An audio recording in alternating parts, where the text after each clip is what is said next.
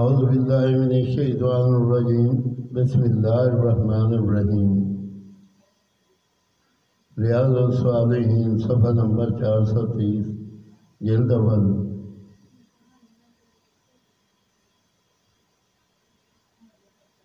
بخاری شریف کے حدیث پاک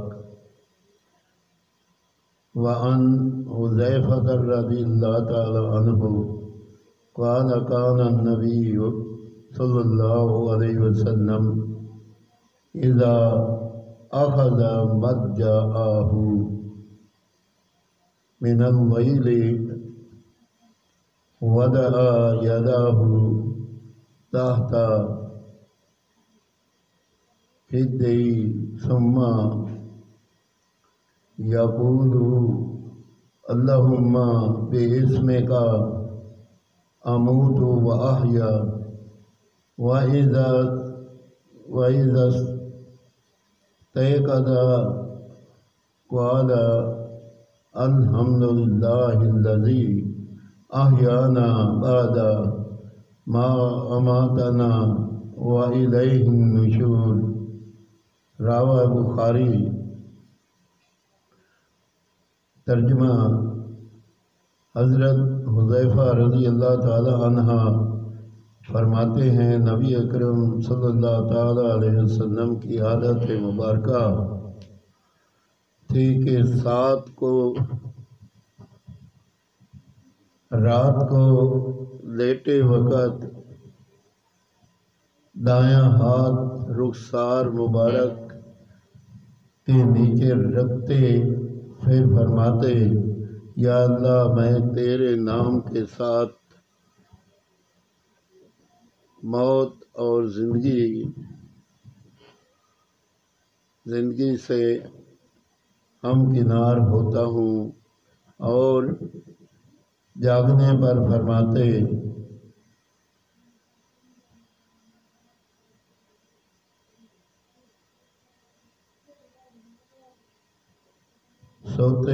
سونے کے لیے ستائش ہے کہ جس نے ہمیں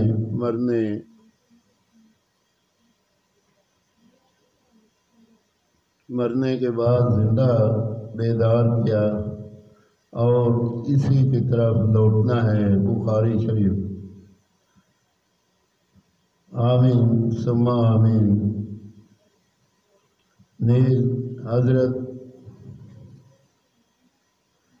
لعیش بن طنحہ غفاری رضی اللہ تعالی عنہ اپنے والد سے نقل کرتے ہیں، وہ فرماتے ہیں کہ میں مسجد میں پیٹ کے بل لیٹا ہوا تھا کہ اچانک ایک شخص نے اپنے بالوں سے مجھے حرکت دی اور فرمایا اسی طرح لیٹنا اللہ تعالیٰ کو ناپسند ہے۔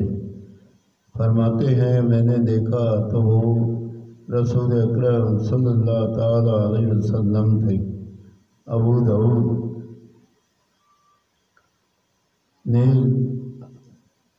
داؤد نے صحیح سند کے ساتھ روایت کیا۔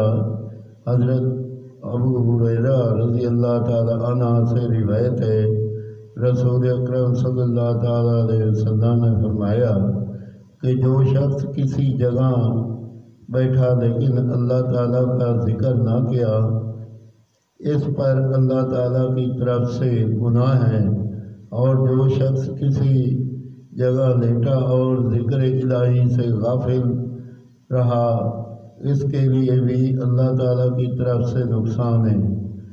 ابو داؤد نے اسے سند حسن کے ساتھ روایت کیا۔